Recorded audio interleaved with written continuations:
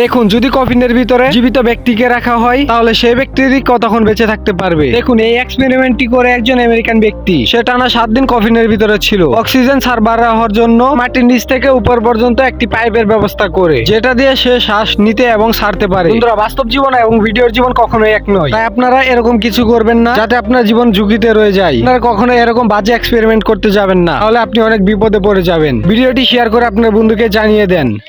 বন্ধুরা, তোমাদের কাছে যদি এই পিকটি ভালো লেগে থাকে তাহলে চ্যানেলটি সাবস্ক্রাইব করে দিবা। আমি জানি অনেকে এই পিকটাকে ভালোবাসেন আর সাবস্ক্রাইবও করবে না।